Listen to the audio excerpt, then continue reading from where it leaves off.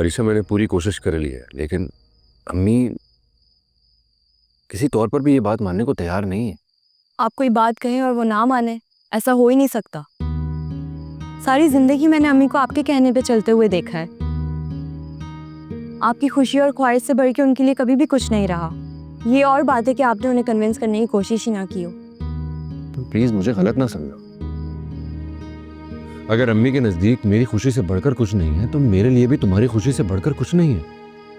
ऐसा लगता तो नहीं है, वरना आप मेरे लिए लड़ जाते अम्मी के आगे, उनके आगे खड़े रहते जब तक अपनी बात ना मनवा लेते। लेकिन आपने तो ऐसा कुछ किया ही नहीं। आपने सर झुका के उनकी बात मान ली, खामोश हो गए। प्लीज मेरी बात समझने की कोशिश तो करो। और आप जानते हैं आपने क्यों किया? क्योंकि आप खुद सरमत को पसंद नहीं करते। एक गलत फहमी की बिना पे आपने उसे धक्के दे के घर से निकाल दिया। और मुझे तो आपसे ये उम्मीद थी ही नहीं कि आप कभी भी किसी के साथ ऐसा सलूक भी कर सकते हैं, वो भी अपनी बीवी के भाई के साथ। मैं समझ सकता हूँ कि मुझे ऐसा नहीं करना चाहिए था, मगर अरीशा तुम तो जानती हो अम्मी के मामले में कितना जज्बाती हूँ। अम्मी के साथ कोई बदतमीजी करे और मैं बर्दाश्त करता रहूं।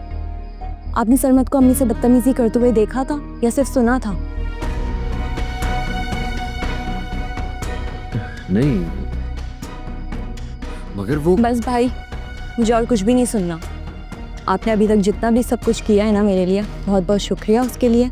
अब ये मामला मेरा खुद का है, मैं खुद हैंडल कर लूँगी। मुझे अब किसी की सपोर्ट नहीं चाहिए। Thank you. अरे अरे अरीशा सुनो तो।